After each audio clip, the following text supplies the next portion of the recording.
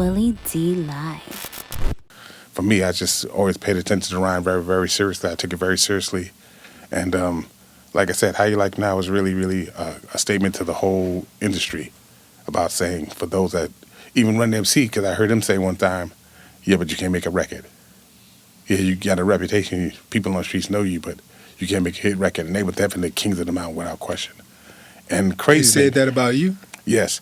And the crazy thing was, like, in New York at the time, it was very hard to be fans of somebody, loving them at the same time without them saying you jocking or sweating or doing whatever. Like, I just like your music. That's all, dude. It's not, what's all the attitude about? So we had the kind of moxie thing with each other. Like, I'm making records, I'm hotter than you. So, and even before that, with Furious 5, when I was in Treacherous 3, they thought that they were bigger than us because they had hit records. They had The Message and other hit records before that, Freedom, whatever.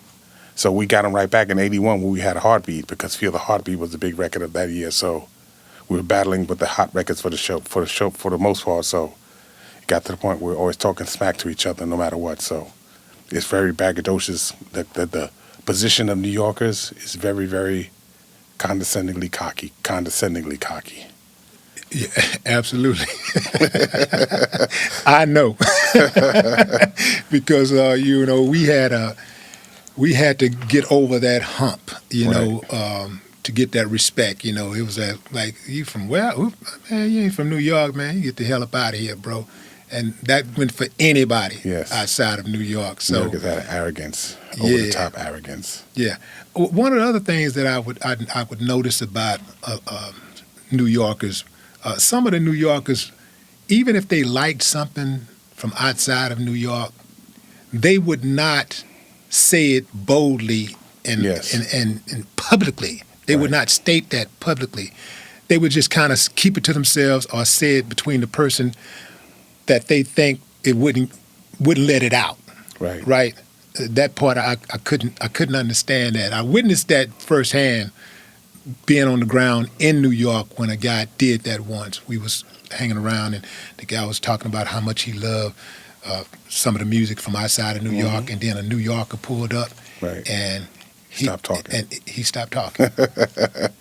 I think truthfully, a lot of people don't want to admit this. In my opinion, what comes to New York is an elite insecurity complex, because we really think we're better than everybody for the most part. It's why we call people from outside of New York Bamas or whatever, like as a diss, like, oh, you a Bama, you don't know nothing. We're smarter than everybody.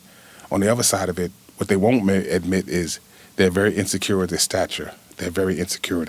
So being the biggest rapper in New York, you're very, very threatened when somebody else from outside of New York comes in and gets that same kind of stature. So that's why we had such a hard time giving us the South props and the West Coast. New York had a very hard time giving props up to the East and to the South and the West Coast, quite frankly, because when the South started dominating, there's nothing we could do about it.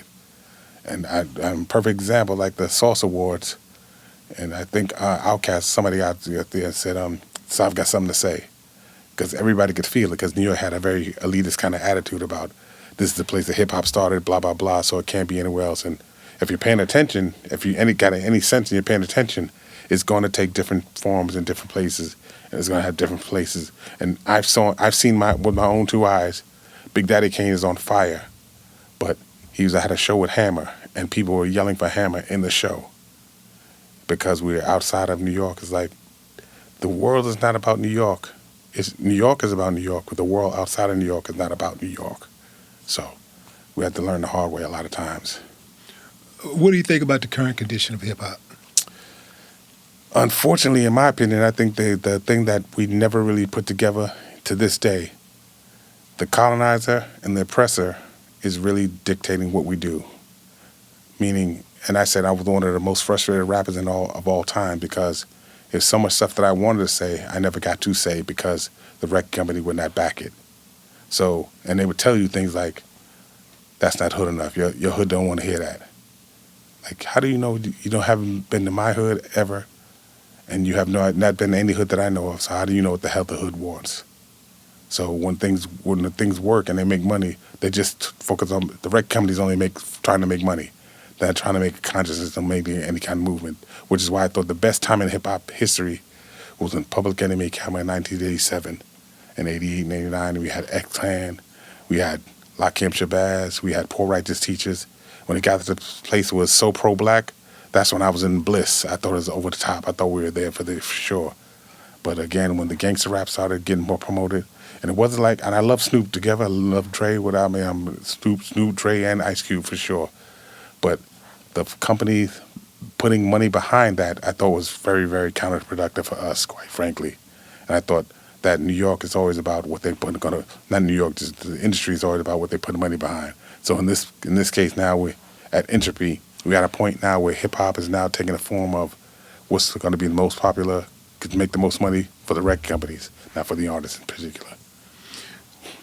You earlier mentioned that you were really serious about writing music. You Yes. were serious about the songs. Yes. In retrospect, you wasn't paying too much attention to the business side, and had you paid as much attention to the business side, and others like you, and including myself, because I came not too far after you, perhaps hip hop would be in better shape than it is today, because we were focused more on being the talent. Artistic, yes. We were focused more on, the artistic side of hip hop, and others had their minds and eyes solely set on getting paid. Yes. And now the paid side has eclipsed the artistic side of hip hop, Absolutely. and now we are in trouble. And it's like guys like you and I, we don't run hip hop, we don't own hip hop, Right. and so, but we love hip hop, and it's gotten away from us.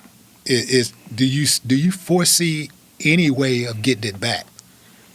Because it's not going to get on track by the people who currently run it. They're not going to put it on track. Right. It's running just the way they'd like it to run. Get money, get money, get money. Destroy yourself, destroy yourself, destroy yourself. That's the message. That's at least what I get from it. Self-destruction. Yes. Well, I think, quite frankly, and I was naive starting it because I just wanted to get a record and get a record deal, make it become popular, make money, whatever I could do. But it's crazy to think that your oppressor would ever give you a position to not be oppressed. Mm-hmm. And the record company is always only trying to make money. We're focused on what we focus on. The record company is only trying to make money every time, no matter what you do. They focus on, for us back in the day, it was like make a radio hit so that we can make more money. And translations, like anything about consciousness, anything about unity, or anything about black power, we're not going to back it. We're not financially back it, and that's what makes a difference in all the hip hop for the most part. And now we have people are doing things on a executive level, but they're taking on the same kind of formation thought process of the overseer. It's like they want to make money because now they're in a position to want to make money. They're only focused on how to make money. So it's almost like the same thing all over again, quite frankly. A different boss, but it's the same situation. Yeah. You strike me as the type of guy that is like very focused, intentional, you're direct, you're serious, and at the same time, you're the guy who is unbothered. That. How do you balance that duality? I think, again, I just did an interview earlier, and I was saying the key for me personally, which I think this works for everybody, would work for everybody, to be able to think past, present, and future simultaneously. Where did it come from? How did I get here? And where's it going? And what can I do to make it better for the next person or the next generation or whatever? To do that simultaneously all the time is how you work, in my opinion, Bert. The best way to work, quite frankly, because if you think about just now and in the moment, you lose every time, because it's going to change no matter what. It's going to change. The only thing constant is change. And when it changes to you have no idea where it's going to change to and where it's going. So if you can think past, present, and future simultaneously in the moment, that's the winning formula, quite frankly. Yeah. And you know about a winning formula, man. You've had a stellar career. You've really been to the top of the mountain in your game. It ain't a lot of people who can say that. But having said that,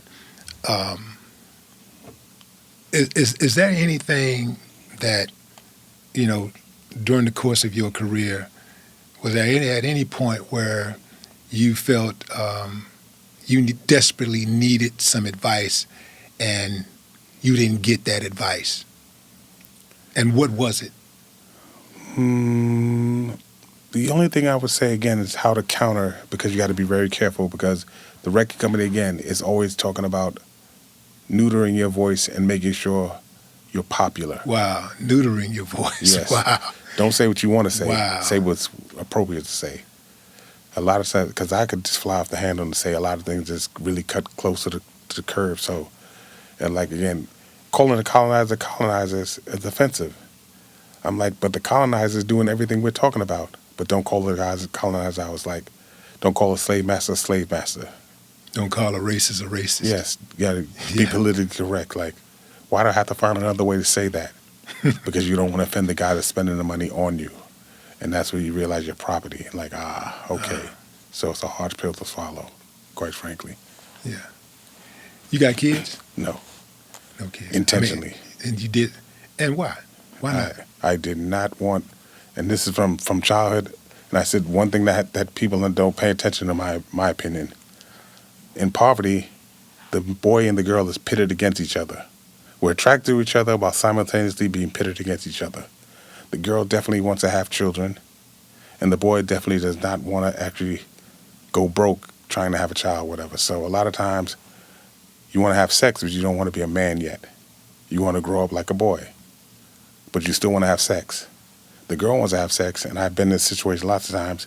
She wants to have sex with me because she's a little girl, but she wants to be pregnant. I'm like, I'm not trying to have babies. So I had that mentality from very early. And I used to always say back in the day when I was younger, I needed a woman to be a girl to think beyond her maternal instinct. Think beyond your maternal instinct. Just like a boy has to think beyond his youthful carnal instinct, quite frankly. Because a lot of times we thinking, I want to get it, I want to get it. But then if you understand what comes with getting it, then you think differently about it. But you had to grow up and mature into that phase. Because you see the cute girl, it's like, oh, she's cute and she's kissing you. I want to do what I want to do. But you have to grow up to realize the consequences that come with that. And again, when a girl gets pregnant, you have no right over what she does with her body. So if she wants to have a baby, you have a baby whether you want it or not, quite frankly. So I was very aware of that very young, quite frankly. So that was what kept me off it from the very beginning. So I said I was not ready to have a child when I didn't want to have a child.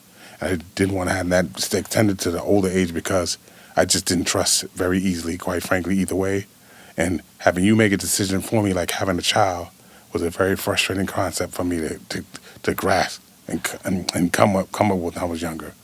Like, I'm a teenager, and you're a teenage girl, but you want to have a baby. I don't want to have a baby at all yet. But I love what you look like. I love what you feel like. I love it. I want to do it. Oh, my God. But why do you want to have a baby? So we're pit against each other from the very beginning. I said, a lot of people don't pay attention to that part. We're pit against each other because of poverty. And the poverty circumstance is dictating more the decision for me than the actual carnal lust situation. The poverty situation was dictating the thought process for me. And I said I needed a girl to think beyond her maternal instinct. Right. Yeah, that's different. Yes. That's absolutely different. Because I thought about poverty a lot myself while thinking about children while in poverty, right? Mm-hmm. And I was like, I'm going to have to get some money because these kids are expensive. And even if they're not expensive, just the fact that you're working to pay bills and to, give your kids a quality life, that ain't enough for me. I need a lot more. You know what I'm saying? Absolutely. So Absolutely. yeah, did you ever DJ for Zulu Nation? No.